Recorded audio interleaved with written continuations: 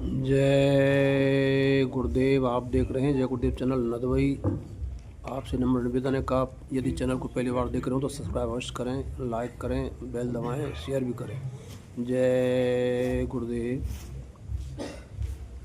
जय गुरुदेव।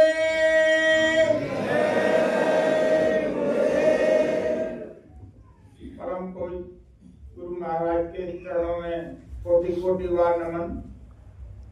आदरणीय, वंदनीय, पूजनीय सभी देवतुल्य तथा तुल्य ग्रामवासी, दूर दराज से आए सभी प्रेमी गुरु भाई और जितने भी सत्संग प्रांगण में बहन भाई, माता बहने, बच्चे, नौजवान, सभी को मेरा सादर जय गुरुदेव।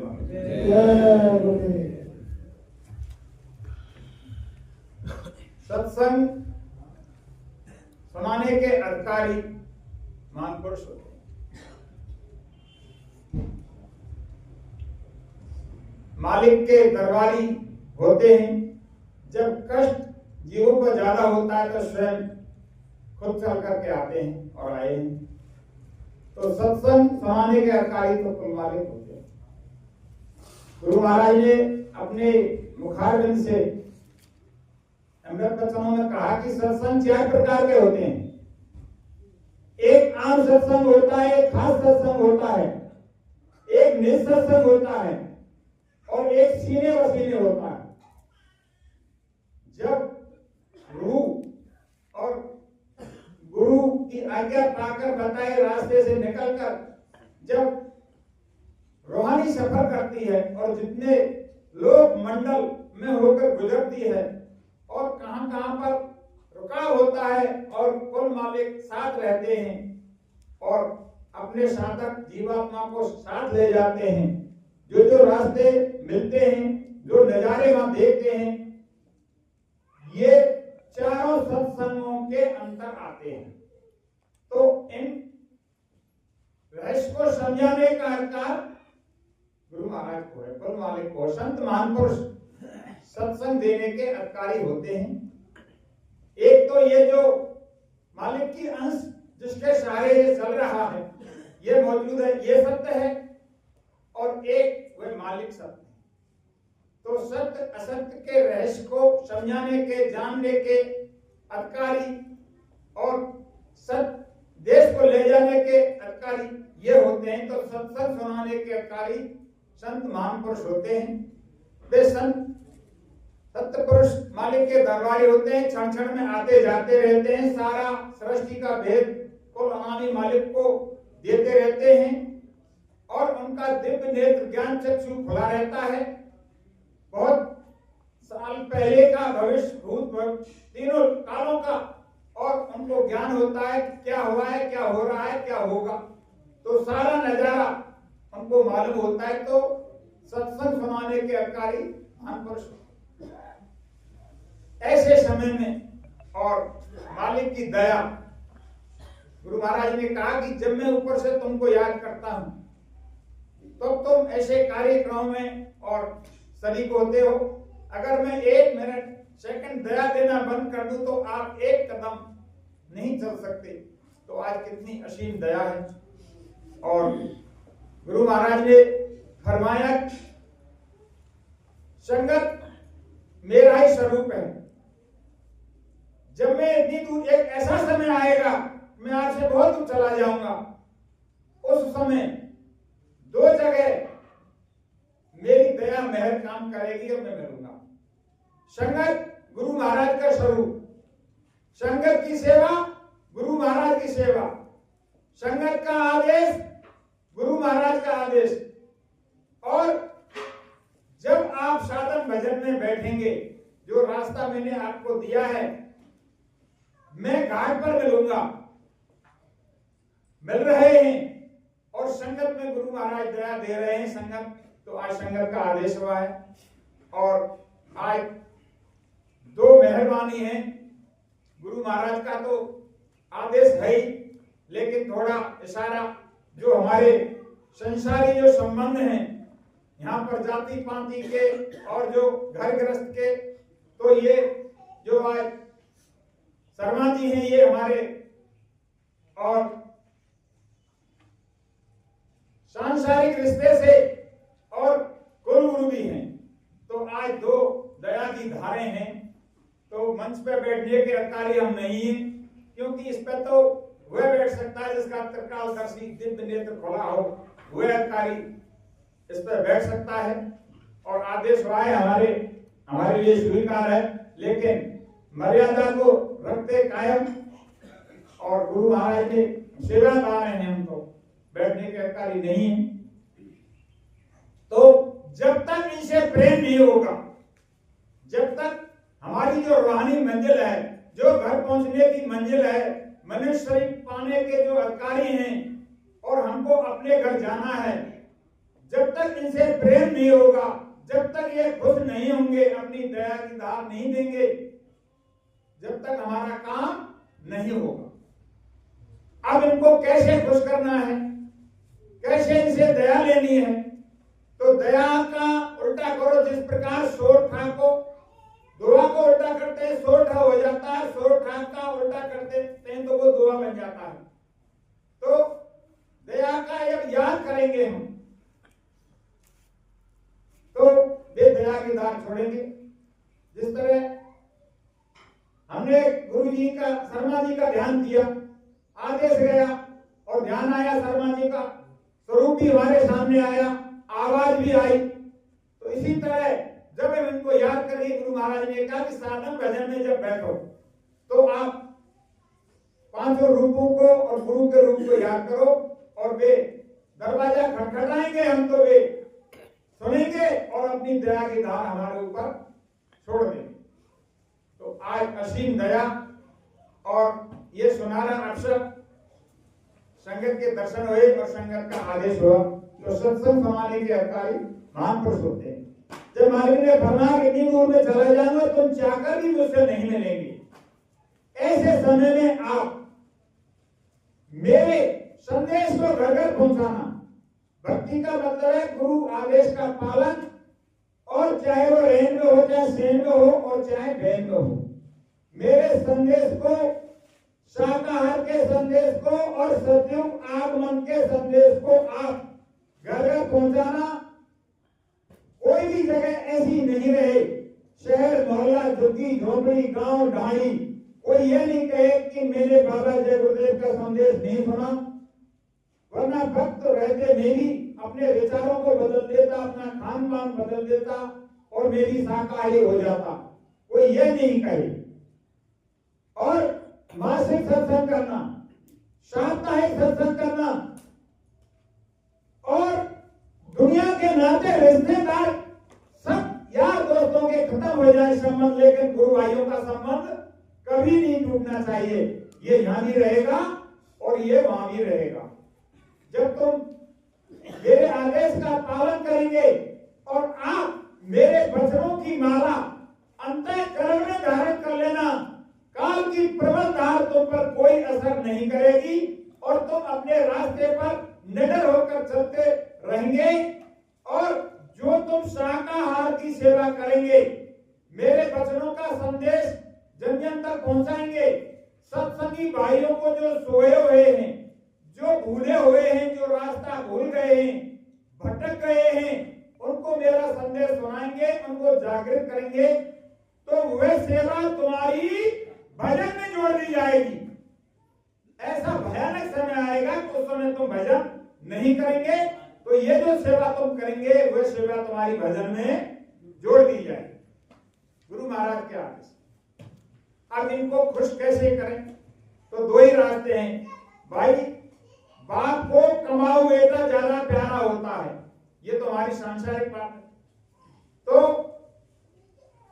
साधन भजन से और बताए रास्ते पर चलकर, और एक रास्ता विरह से तड़प हमारे अंदर होनी चाहिए, हमारे अंदर जिज्ञासा होनी चाहिए। जब तक हमारे अंदर तड़प और विरह नहीं होगी, जब तक कोई काम होने वाला नहीं है। हम संकल्प करें, जिस तरह सांसारिक काम के लिए हम संकल्प करते हैं कि मुझे इस खेत से इतना गल्ला पैदा लेना है, मुझे बच्चे को पढ़ाना है, मुझे मकान खरीदना है, मुझे प्लॉट खरीदना है, और ये संसारिक काम जितना करते हैं उनके लिए हम संकल्प करते हैं और इसी तरह से अपना समय का निर्वाह करते हैं, धन इकट्ठा करते हैं। इसी तरह से हमारे अंदर जिज्ञासा पैदा होगी, तड़प पैदा होगी, विरह पैदा होगी। जब हम और पात्र बनेंगे और पात्र के अधिकारी बनेंगे और पात्र में ही दया उतारी जाती है। तो प्रार्थना हमारे पास है। गुरु महाराज की प्रार्थना हम सुबह शाम और चलते फिरते अंतःकरण में बोलते रहेंगे, याद करते रहेंगे तो एक भजन बन जाएगा, एक साधन बन जाएगा। बहुत से कहते हैं कि समय नहीं मिलता है। गुरु महाराज ने कहा कि चलते फिरते उठते जागते कहीं भी आप मन ही मन और मालिक का ध्यान करते रहेंगे तो एक सुमरन बन जाएगा, ध्यान बन जाएगा और हमारा ध्यान संसारी वासनाओं में नहीं भटकेगा। तो आज का जो आज ये थोड़ा समय और दिया है, संगत का आदेश हुआ है, तो प्रार्थना के आधार पर ये माध्यम से चलेगा। और गुरु महाराज ने कहा कि उस खुदा के लिए कहते थे कि 2 आंसू रोज बहा दिया करो, हंस हंस कंत ना पाइए और तिन पाया तिन रोआ। उसके लिए तड़पना होगा, रोना होगा और विरह अपने अंदर जागृत करना होगा।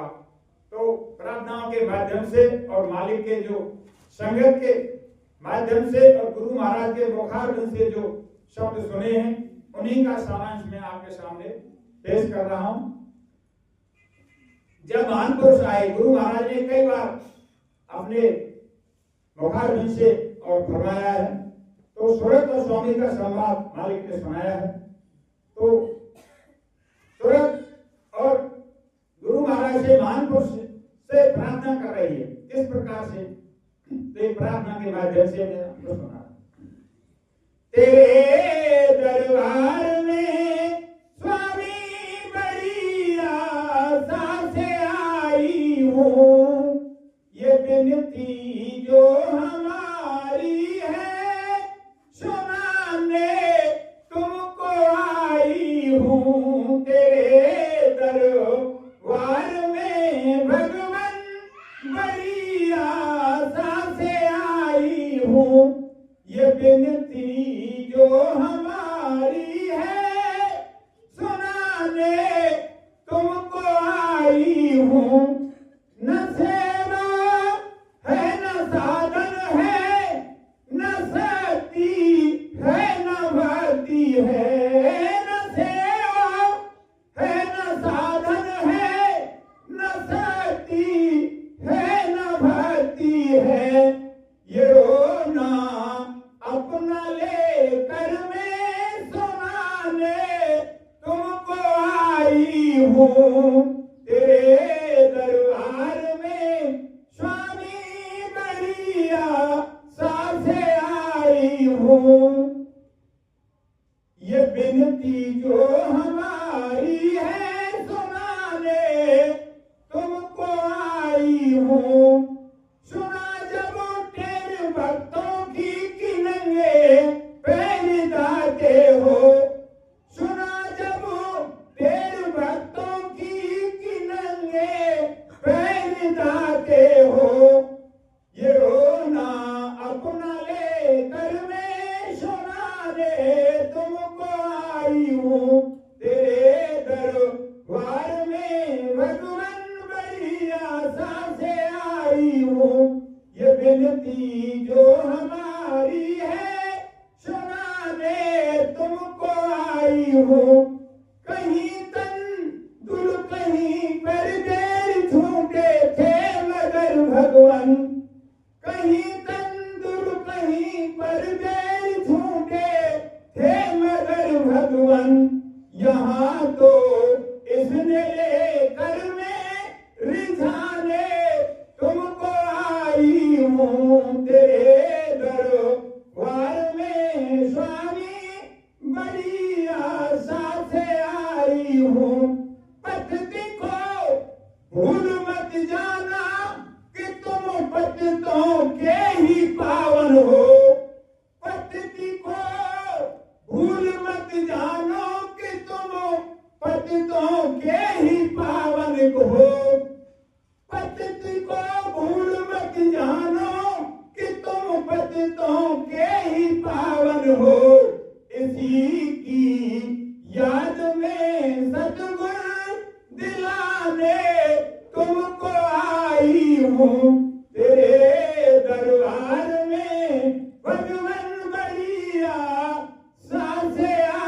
हूँ ये विनती जो हमारी है, सुनाने तुमको आई हूँ। तुमको समर्थ जान कर विनती करूं पुकार, भाग्यहीन में क्यों हुई स्वामी तुम दरबार। हे मालिक, तुम तो समर्थ हो और मैं भाग्यहीन क्यों हुई। तो किस तरह से और मालिक के सामने अपनी गुहार शरत लगा रही है।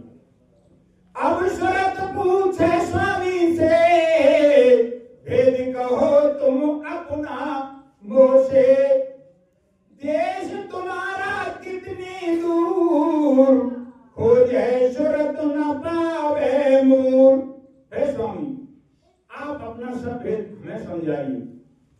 आपका देश कितनी दूर है, आप कहाँ रहते हो और यहाँ किस लिए, किस भाव से आप आए हैं, ये सब बात आप कृपा करके और दया करके मुझको समझाइए। क्यों बिछुड़ी तुमसे कहा स्वामी, देश पराई आई कैसे। ये तो दूसरे का देश है, अपना देश नहीं है। हे स्वामी, मैं तो आपके देश में रहने वाली थी और यहाँ आकर के पराये देश में कैसे फंस गई। मैंने आपको सब जगह खोजा, राज में, बाढ़ में, धन में, दौलत में, नदी, पहाड़, तालाब, फूल पत्ते, पेड़ पेड़ में, लेकिन मैंने आपको कहीं नहीं पाया। आप कहाँ के रहने वाले हैं और किस मौत से आए, आप कहाँ रहते हैं। पाषाण पाताल बसो मृत्यु लोक में, सर्व बसो वैकुंठ लोक में, आप कहाँ रहते हैं। मैंने आपको सब जगह खोजा लेकिन मैंने कहीं नहीं पाया। हे मालिक, सारा भेद मुझे आप समझा करके कहिए। देश तुम्हारा कितनी दूर पावे, खोजे शरत न पावे मूर। आपका देश यहाँ से कितनी दूर है, आप कहाँ के वासी हैं। आगे इस प्रकार से अपना और दोहरा शरत कहती है।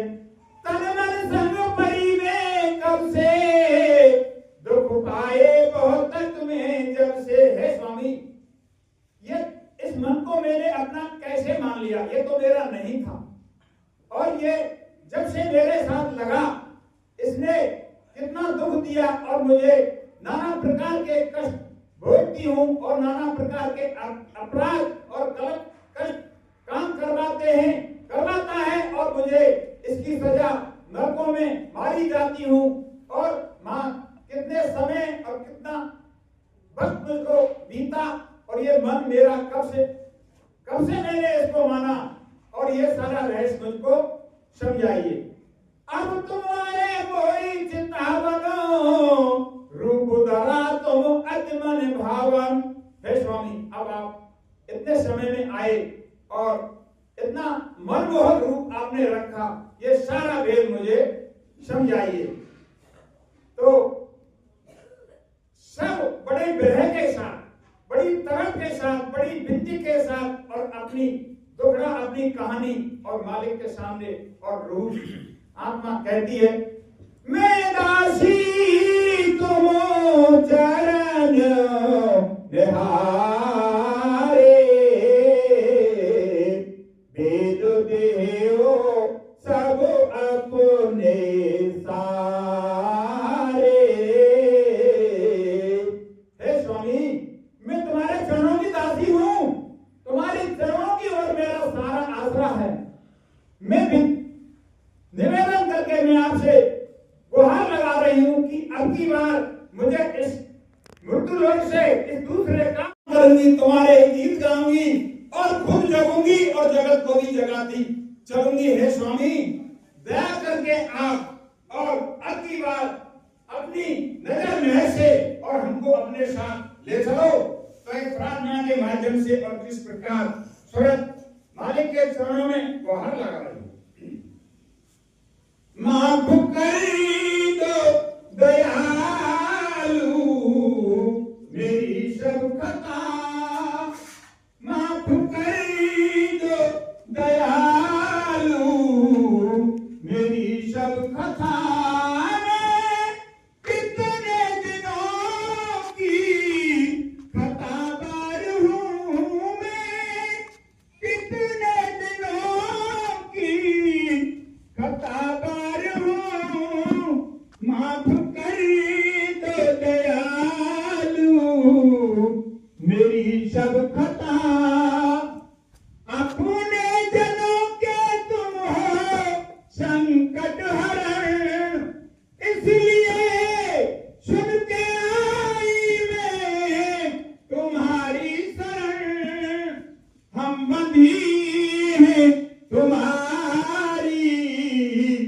वचन डोर में हम बंधी है तुम्हारी, वचन डोर में किए कर्मों के अपने गुनहगार हूँ, किए कर्मों के अपने गुनहगार हूँ, माफ कर दो दयालु मेरी सब कथा, माफ कर दो दयालु मेरी सब कथा। गीत तेरे में निरंतर गाती चलूं, खुद जगूं और जगत को जगाती चलूं, दे न शक्ति मुझे मैं तेरी भक्ति करूं, दे न शक्ति मुझे मैं तेरी भक्ति करूं, किए कर्मों के अपने गुनहगार हूँ, माफ कर दो दयालु मेरी सब कथा, माफ कर दो दयालु मेरी सब कथा।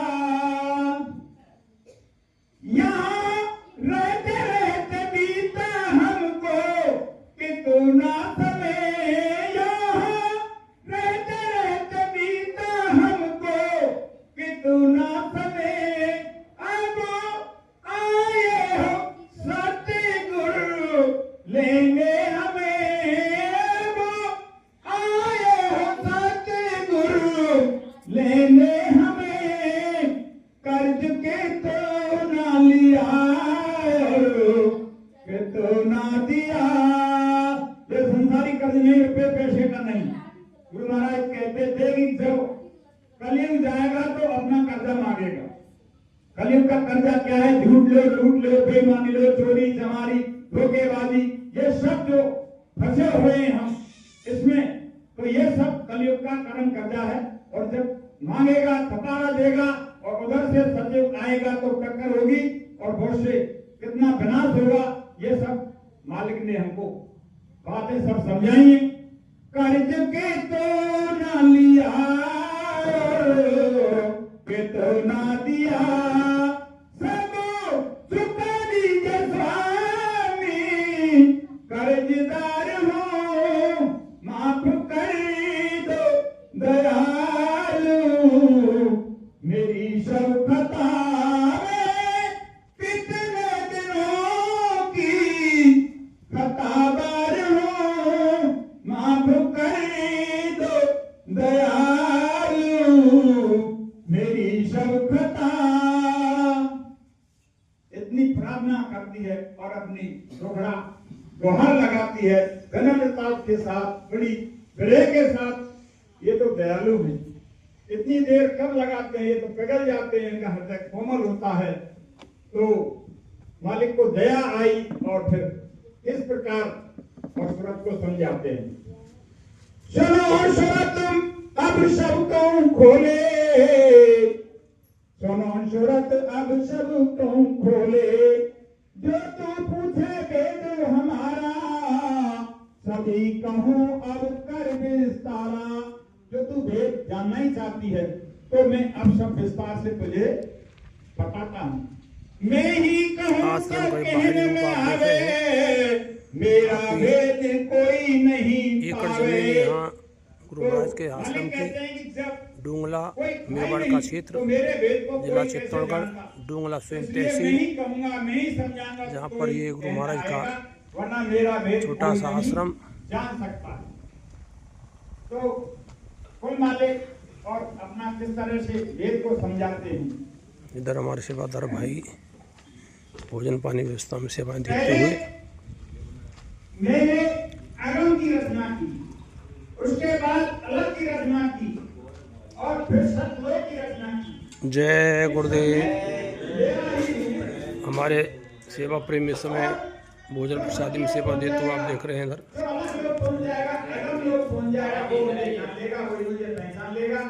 लेकिन ये रास्ता और बहुत कठिनाई का है और बहुत मंजिल बहुत दूर है, लेकिन जो रास्ता दिया है और दया करके मैं सारा भेद और आपको समझाता हूँ। मैं हूँ अगम अनाम अमाया, रहूं मौज में अगर समाया। मैं अलग हूँ संसार से और यह माया से अलग हूँ और इसमें भी हूँ, तो मेरा भेद कोई नहीं जान सकता है। आगे समझाया कि जब 16 निर्गुण ब्रह्मों को पैदा किया तो उनमें से 4 को भेद खुला है और 12 को गुप्त रखा है, और उन्होंने तपस्या के लिए आदेश दिया तो सबसे छोटे पुत्र निरंजन, जिनको काल भगवान कहते हैं, तो 2 धारें निकली, अंश 2 सत्पुरुष निकारी, जो निरंजन नाम धरानी। तो वहां से और रचना का आदेश दिया जब उन्होंने पिंड तैयार किया और उसमें सब औजार दिए, सब मसाला दिया, लेकिन बिना जीवों के हलचल नहीं हुई, बिना जीवात्माओं के और कोई काम नहीं हुआ। तो फिर दोबारा तपस्या की और तुमको मांगा कि आज जैसा एक छोटा सा और जीवात्मा का भंडार दो। तो मैंने एक वस्तु कहा तो तुमको एहसास हुआ, जब मैंने यहाँ से तुमको भेजने को कहा तो तुमको थोड़ा एहसास हुआ और तुमने मना किया कि हम मालिक वहां जाना नहीं चाहती हैं और तुम भेज देंगे तो हमको कैसे आएंगे। तो मैंने आपको समझाया कि थोड़ा महल है, इसको उतार करके और मैं समय समय पर संत भेजूंगा और वे आपको रास्ता बताएंगे और तब आप वापस मेरे लोग को चली आना। तो सब बात तो वहां से सारी रचना का भेद दिया और सब समझाया और मन को वहां से शांत लगाया। तो जब सब भेद मालिक ने सुनाया तो जीवात्मा और किस प्रकार से गुरु महाराज से और अनामी मालिक से और प्रश्न कर रही है।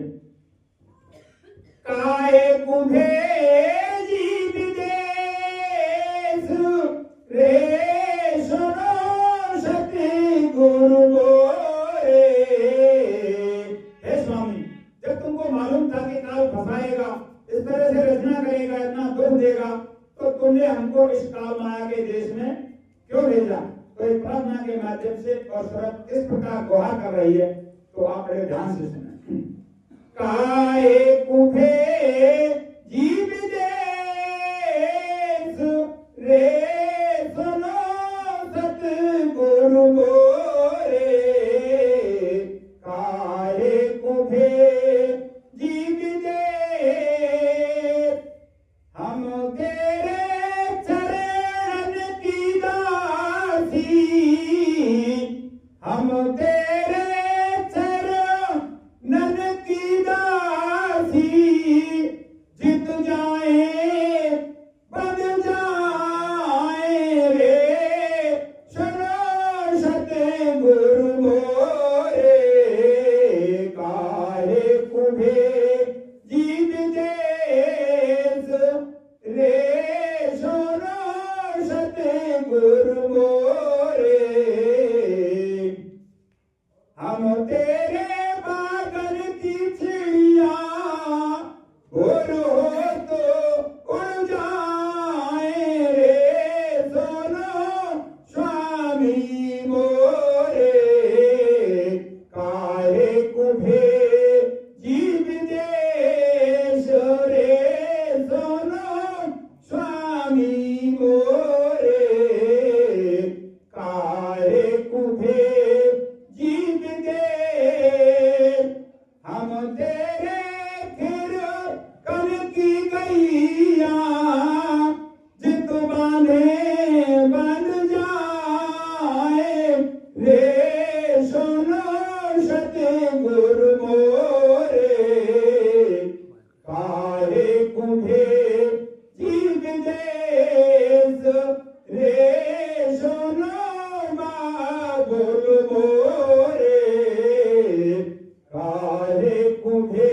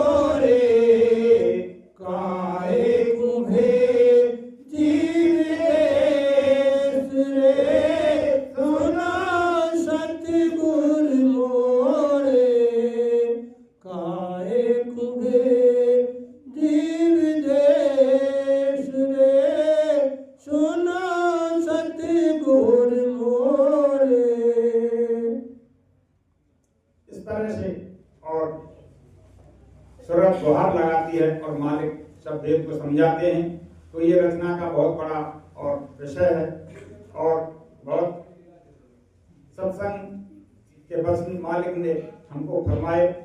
सारी बात लोक से लेकर और परलोक तक की मनुष्य शरीर का सारा रहस्य सबको समझाया। हमने कितना सुना, कितना हमने अपने में अमल किया और कितना हम उसका पालन कर रहे हैं, ये तो हमारे ऊपर निर्भर करता है। आज 6 दिन पाछे गए और कियो ना गुड़ते है, अब पछताते होत क्या चिड़िया चुग गई खेत। लेकिन मालिक क्या कह रहे हैं, मैंने तुम्हारा हाथ पकड़ा है, तुमने नहीं पकड़ा है मुझको, मैंने तुमको पकड़ा है। जिसको मैं एक बार देख लेता हूं उसको भूलता नहीं हूं और एक बार पकड़ लेता हूं उसको छोड़ता नहीं हूं जब तक निज घर नहीं पहुंचा। ये मालिक ने तो ये तो बहुत सत्संग बहुत गहराई का विषय है और मालिक ने हमको 60 साल सब कुछ पाठ पढ़ाया और हमने कितना किया, कितना अमल कर रहे हैं। तो कोई चिंता करने की बात नहीं है, समर्थ मौजूद हैं और समय पर समाप्त करेंगे।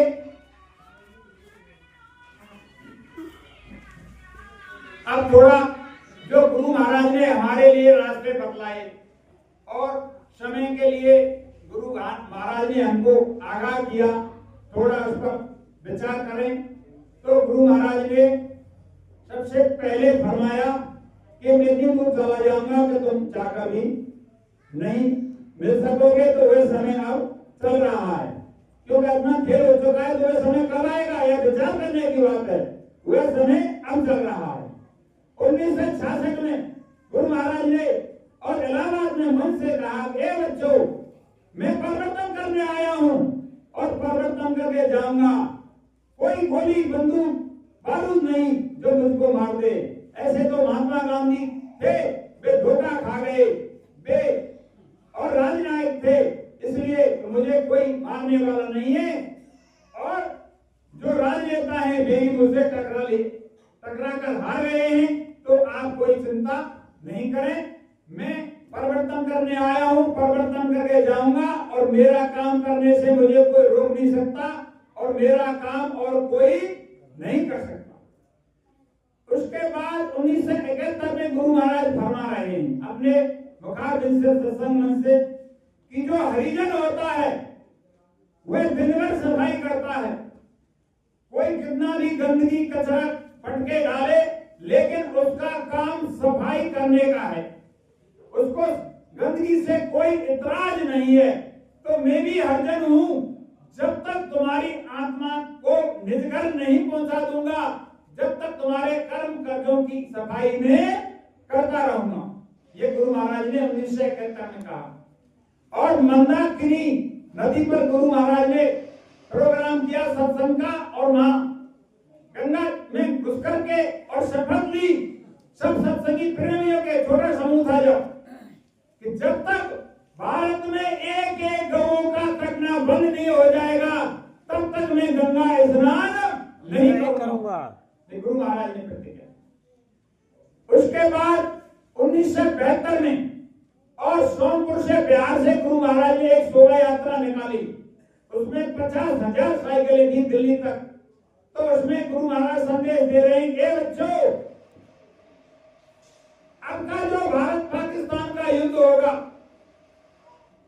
उसमें और चीन पाकिस्तान को कीटाणु बम देगा, अभी तैयार नहीं है। इस प्रकार से हाथ हिलाकर गुरु महाराज कह रहे हैं। और उस समय इतना भयानक समय होगा कि कितने नाइट्रोजन बम, हाइड्रोजन बम कितने डाले जाएंगे, परमाणु बम। और लेकिन उस समय 48 शक्ति काम करेंगी और संत महान पुरुष उन गोलों को हाथों में उतार लेंगे, कुछ फूटेंगे, शराबी कबाबी मारे जाएंगे और उस समय ये फकीर मौजूद होगा, मुझे पहचान लो। ये गुरु महाराज के 1972 के वचन है। कोई पुस्तक, कोई प्रमाण कहीं पुराने सत्संगी के पास अगर हो तो उसमें देखो, ये गुरु महाराज के वचन हैं। आगे गुरु महाराज ने और आगाह किया, एक कविता लिखी गुरु महाराज ने, संदेश लिखा कि दिल में दर्द है हमारे तुम्हारा और सुने तो जाओ संदेश हमारा। ये गुरु महाराज ने लिखी। गली गली में पर्चे बंटवाए, अब जानो ना जानो ये काम है तुम्हारा। दिल में दर्द है हमारे तुम्हारा, पर्चे में बातें सभी संभव लिखी हैं, दिखती असंभव पर संभव सही है। मालिक की मौत कुछ ऐसा इशारा, सुने तो जाओ संदेश हमारा। मैं जो कहूंगा दोहराना पड़ेगा, झंडे के नीचे तुम्हें आना पड़ेगा। होकर लाचार नाम लोगे हमारा और सुनो तो जाओ संदेश हमारा। अन्न व दवाओं की कमी पड़ेगी, पेड़ों की पत्ती ना तुमको मिलेगी। तो गुरु महाराज ने कहा कि खाने के लिए पेड़ों की पत्ती नहीं मिलेगी, लेकिन हताश होने की जरूरत नहीं है। मैंने एक ऐसी घड़ी तैयार की है कि एक दिन के खाने से और 7 दिन तक भूख नहीं लगेगी। बच्चों घबराने की जरूरत नहीं है। पेड़ों की पत्ती न तुमको मिलेगी, तो ये घबराने और शंका की बात नहीं है। पूरब से पश्चिम को बदबू बहेगी और उत्तर दक्षिण में खूब धमकेगी। लाशों का लाशों का होगा नजारा और सुने तो जाओ संदेश हमारा। भारत में एक पुरुष जन्मा कहीं है, उसकी महत्ता का वर्णन नहीं है। सहायक शक्तियों का नहीं पावारा और सुने तो जाओ संदेश हमारा। गुरु महाराज ने कहा कि अवतारी शक्तियों ने जन्म ले लिया है, आशा कहां भाषा, जिन्होंने देश के लिए आजादी के लिए अपना खून पसीना गर्दन दी और अपनी शरीर की आहुति दे दी और अपने उनके शहीद हो गए, प्राण चले गए।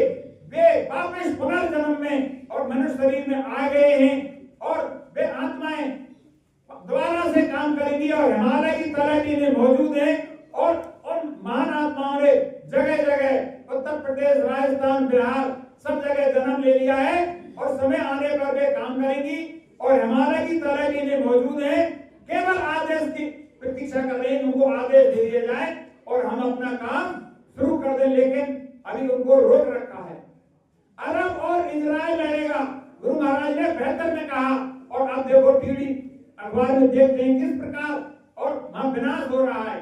गुरु महाराज ने कहा कि मुसलमानों में भारी कलह होगा और आपस में लड़ भिड़ कर समाप्त हो जाएंगे और जो कुछ भी बचेंगे वे हिंदू धर्म को अपना लेंगे। एक एक शब्द गुरु महाराज ने हमको समझाया, कहानी किस्से के माध्यम से, सत्संग के माध्यम से, और लेकिन हमने अमल नहीं किया क्योंकि हमने मालिक को जो होना चाहिए था जिस रूप में, असली रूप में हमने नहीं समझे और अब पछता रहे। तो कोई समय की पछताने की बात नहीं है। गुरु महाराज समय से सब आकर खेल करेंगे।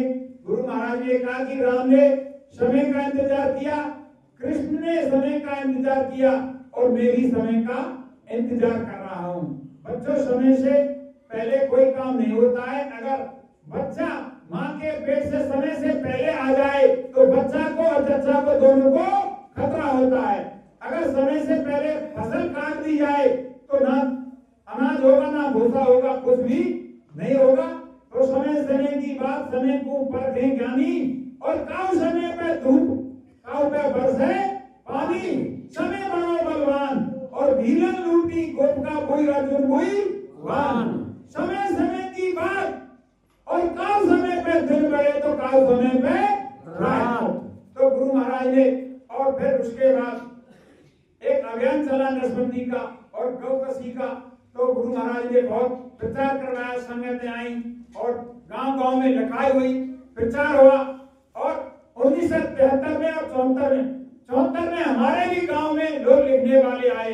वे लिखते हैं कि दिल्ली से बिल्ली जाने वाली है, चूहे जाने वाले हैं, भगदड़ मचने वाली है। और फिर लिखते हैं कि राशन दो, भाषण दो तो राशन दो, नहीं तो अपना शासन दो। और बच्चों, बाबा जी की मौज हो गई, बच्चों को सिंहासन दो। मैं 8वीं कक्षा में पढ़ा हूं। मैं कह रहा हूं भैया हमारी भी घर में मत लिखो, तुम झूठ बोल रहे हैं। जिस तरह आज लोग कहते हैं ना कि शाकाहारी का प्रचार कर रहे हो, इतने दिनों से पुकार रहे हैं, तब मैं मरी ना है मुसरी, कब होगा परिवर्तन, बाबा जी गए और कुछ होने वाला ही नहीं है। तो इस तरह हमने अबोध अवस्था में और प्रचारकों का कुछ विरोध किया। उन्होंने कहा भाई बाबा का आदेश है, भैया बाबा नंगे बच्चा में कौन शासन चलाएगा? भाई बाबा जी के तो आध्यात्मिक दृष्टि से सभी बच्चे होते हैं, लेकिन उस समय नहीं समझ पाए, तो उनसे कह रहे कि भैया बच्चा में शासन नहीं चला। आगे लिख रहे कि 76 के बाद एक ऐसी पार्टी शासन सत्ता में आएगी जिसका आज नाम निशान नहीं है। तो इन सब बातों का प्रचार हुआ, गौकसी का विरोध हुआ, नसबंदी का विरोध हुआ, और जब बाबा जी खोकर आने लगे तो गुरु महाराज को जेल में डाल दिया गया। और उसके बाद और गुरु महाराज जेल से निकले तो कल ही बताया है पहला सत्संग और 12 बंकी में हुआ। कारधारी जी ने, अनेक सिंह जी ने हमको समझाया, पूरी बात कल समझाई। तो वहां भी कहा कि बच्चों मैं खेल खेलूंगा और अब तुम भ्रमित मत हो जाना और खेल खेल में परिवर्तन कर दूंगा। ये गुरु महाराज के शब्द हैं। उसके बाद 3 यज्ञ रचाए गए, सतयुग की घोषणा की, सतयुग आने का डंका बजाया मैंने, बात मेरी ना मानो तो मैं क्या करूं? मैंने धर्म की बात बताई सदा और प्रेम का पाठ पढ़ाया सदा। कल धर्म को अगर बात करने लगे, काल डंडा बजाए तो मैं क्या करूं? सतयुग आने का डंका बजाया मैंने, बात मेरी ना मानो तो मैं क्या करूं? बात मेरी जो मानोगे प्यारे वाला, नाम धन से तुम भर लोगे अपना डला, सारा संकट कटे तेरा होगा भला। इतने समझाने पर भी अगर माने नहीं, काल थप्पड़ लगाए तो मैं क्या करूं? सतयुग आने का डंका बजाया मैंने, बात मेरी ना मानो तो मैं क्या करूं? तो पहला सतयुग आगमन साकेत महायज्ञ अयोध्या में किया। उसमें ब्रह्मा जी को, एक सृष्टि के देवता को प्रसन्न किया, और दूसरा यज्ञ साबरमती अहमदाबाद में, वहां विष्णु जी को प्रसन्न किया और 33 करोड़ देवताओं को प्रसन्न किया। और गुरु महाराज ने कहा कि 33 करोड़ देवताओं को प्रसन्न कर लिया है। और उसके बाद 79 में और ऐलान हुआ कि काशी में और तीसरा यज्ञ हो रहा है, और प्रचार हुआ कि शंकर भगवान डमरू बजाएंगे। तो हमारे भी मन में उत्साह आई और हम गुरु महाराज के सानिध्य में, और जब से आए एकरानामा भरे तो हमारे अभिलाष हुई और हम काशी पहुंचे। गुरु महाराज की दया हुई, उन्होंने विनती सुनी हमारी। तो वहां इतना बड़ा प्रोग्राम, 2 करोड़ आदमी का जमघट था, जिसमें कोई सरकारी तरफ से झाड़ू लगाने वाला नहीं, कोई सरकारी तरफ से एक बल्ब लगाने वाला नहीं। तो वहां पर जो राजस्थान संगत ने सेवा करी वह सराहनीय है। और गुरु महाराज ने कई बार मन से कही कि राजस्थान में कुछ सेवा करी है, सीकर वालों ने, और ये तो संगत बाद में लगी है, पीछे कुछ सत्संगी थे, और जयपुर वालों ने लाइट का व्यवस्था की, बहुत सेवा की। 2 महीने पहले कल पास लगाया गया और उसमें सब तैयारियां की गई। तो बड़े बड़े इंतजाम किए, और 10 किलोमीटर के बीच में आगे मैं पड़ा था, और कोई सरकारी उसमें एक झाड़ू लगाने वाला भी नहीं था। वहां पर उस समय जो नेता थे, वर्तमान शासक बनारसी दास चतुर्वेदी मुख्यमंत्री थे उत्तर प्रदेश के, और बीनू मोदी दोनों पहुंचे और मंच पे पहुंच गए। बहुत बड़ा मंच था, करीब 500 आदमी बैठ जाते एक साथ। गुरु महाराज ने कहा तुम बोलोगे बच्चों, माइक दिया, वे कहने लगे अपनी बात, तो प्रेमी सत्संगियों ने नहीं सुना, शोर मचा दिया। गुरु महाराज ने कहा कि ये बात तुम्हारी नहीं सुनेंगे, तुमने इनके लिए कोई व्यवस्था नहीं की है, इसलिए तुम्हारी बात ये नहीं सुनेंगे। तो गुरु महाराज इतना दहाड़ कर बोले कि कहीं भी मैंने इसे वचन नहीं सुने, इतनी तेजी में बोले।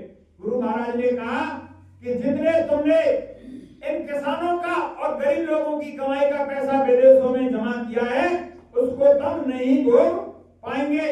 और मैं इस तरह कहा गुरु महाराज ने कि इस मंच पर यहाँ बैठे हुए ये बता सकता हूं कि किस राजनेता का पैसा और किस देश की बैंक में कितना जमा है, और मैं अकाउंट नंबर, खाता संख्या यहाँ के बैठे से बता सकता हूं। उस समय हमारे देश का पैसा 23 देशों की बैंक में मौजूद था। गुरु महाराज ने कहा कि अगर एक देश की बैंक से और हमारा पैसा अगर वापस आता है तो सारी पंचवर्षीय योजना लागू हो जाएंगी, सब किसान का और सरकारी जितना कर्जा है वह माफ सब चुक जाएगा। लेकिन बच्चों ये समय आने पर होगा। तो इतनी बात सुनकर और मुख्यमंत्री और पीएम मोदी माते चुपचाप उठ के चले गए। गुरु महाराज ने समझाया अभी चौथा यज्ञ और होगा।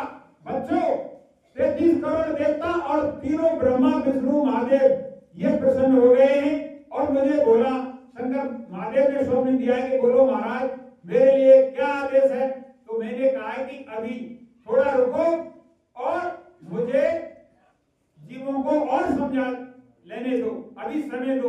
तो गुरु महाराज ने और जो प्रकृति के देवता हैं उनसे मोहलत मांग ली है और ये समय आगे बढ़ा दिया गया है। गुरु महाराज ने कहा कि कोई भविष्यवक्ता भविष्यवाणी नहीं करे, सबकी भविष्यवाणी काट दी गई है और कोई मेरा ठेकेदार नहीं बने, मेरा ठेकेदार भगवान है। गुरु महाराज कह रहे हैं कोई भी भविष्यवक्ता भविष्यवाणी नहीं करे, सबकी भविष्यवाणी काट दी गई है। तो ये उनका खेल है और आगे कितनी भविष्यवाणी गुरु महाराज करते रहे और हमने कोई ध्यान नहीं दिया, सारी बातें हमको समझाई। 1986 से फिर बड़े बड़े काफिला निकाले और गुरु महाराज ने कहा कि ठंडी निकल चुकी है, सबका धन गायब कर देगी देश विदेश में और राष्ट्रपति प्रधानमंत्रियों के सिर पर बैठ जाएगी और लड़वा देगी। उसके बाद 1993 में गुरु महाराज ने कहा, ए बच्चों, जो मैंने तुम्हारे लिए 40 साल में पाठ पढ़ाया है, समाज का, मर्यादा का, धर्म का, अपने घर जाने का, अगर तुमने मेरे बताए रास्ते पर तुम अगर नहीं चले तो ऐसा गियर फंसाऊंगा कि कोई गियर नहीं निकालेगा। ये 1993 में गुरु महाराज ने सत्संग मंच से कहा। आज गियर फंसा हुआ है और इसके बाद गुरु महाराज ने हर वक्त आगाह किया